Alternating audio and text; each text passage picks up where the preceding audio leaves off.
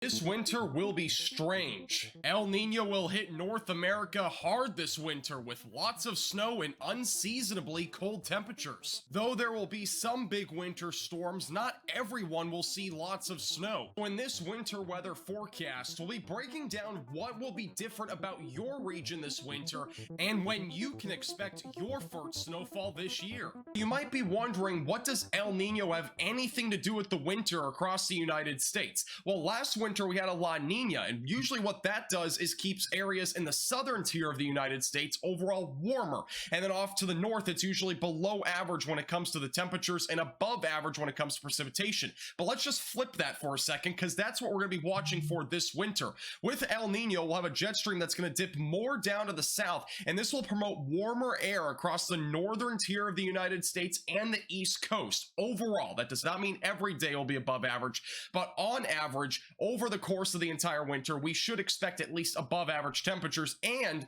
below average precipitation. On the southern tier of the United States, we are expecting below average temperatures and above average precipitation, which is completely different than what we've seen over the last 3 years in winter, because we've had La Nina basically every year for the past 3 years when it comes to the winter. So big changes are ahead, and this is a strong El Nino, which does mean that we could even see some really significant cold temperatures in some areas and perhaps some really extreme heat waves to go along with that. So this might be a bit of a bumpy winter here across the United States. Now let's talk about the highlights for every region and what might be different about your weather this winter. And we're going to begin from west to east. So we'll go from the northwest United States, which I do think areas like Washington, Oregon, and Northern California will be a bit warmer and drier than it has been the last couple of years overall on average. And again, the main reason why is because we'll have the jet stream dipping a bit further down to the south. This will promote again some warmer weather across those areas. Now going closer to the Rocky Mountains, this is pretty typical. We're going to see a lot of snow, and that's because there's a lot of elevation,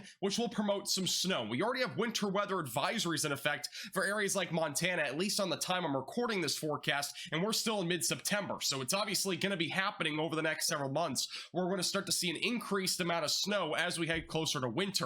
For areas in the northern tier of the United States, I do expect this to be a bit of a toss-up region, but I do think overall we're going to see some extreme cold snaps. Along with that, though, there will be a lot of time where we're going to be above average in terms of temperatures, but this is mainly due to the fact we have Arctic blasts that occur. And with that being said, the frequency of those Arctic blasts might be a little bit lower than usual, because I am expecting this region to be a bit above average when it comes to temperatures and as well as below average when it comes to precipitation. But again, don't forget, that does not mean all winter long you're not going to see rain or snow. That's not what that means. It just means on average it'll likely be below average in your location for precipitation and above average for temperatures. Now moving along to areas in the Central Plains, this includes areas like Iowa, western Illinois, and as well as even northern Kansas and as well as northern Missouri. This region here I think will be snowy but slightly warmer than average. So I still think we're going to be sitting a little bit above average when it comes to the temperatures, maybe flirting around average for snowfall in those areas and as well as rainfall, because there is a mix of both there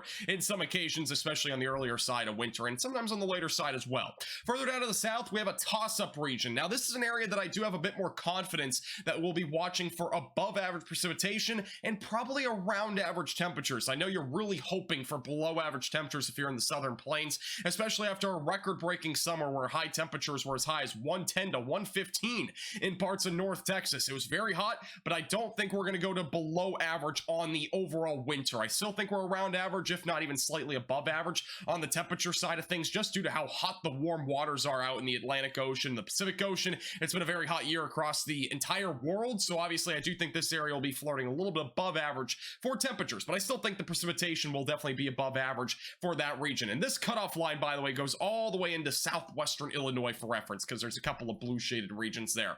All right, going further to the west across areas in California, back even into central Texas, this is an area that I think will be warm still, so around average, maybe a little bit above average on the temperature side of things, but it will be wet. So I do think overall there will be a lot of precipitation there, and also maybe a little bit of snow to flirt along with that. Where that snow would happen would probably be on the very northern side of this orange shaded color. I don't think we're going to see snow on the very southern side of that shaded color. Depending on where you are, though, if you're higher in elevation, you have a better chance of that overall. Now, moving along to the southern tier of the United States, this is the Gulf Coast all the way back through Southern California and into into the Carolinas, I do think the temperatures across this region will be near average for temperatures. So I still don't think we're going to be below average, even though I know a lot of people have been saying that this area is in the basically due for below average temperatures. I don't think we'll be in that category, at least across this entire area. I still think average temperatures are going to occur here, but there will be above average precipitation. That's my thinking, at least at this point, on this entire region. Again, that goes from the Carolinas back through Florida into South Texas, and as well as even into areas like California. Now, further to the north in the Dixie Alley, this is where we have a severe zone. This is basically what I would call the severe weather mayhem area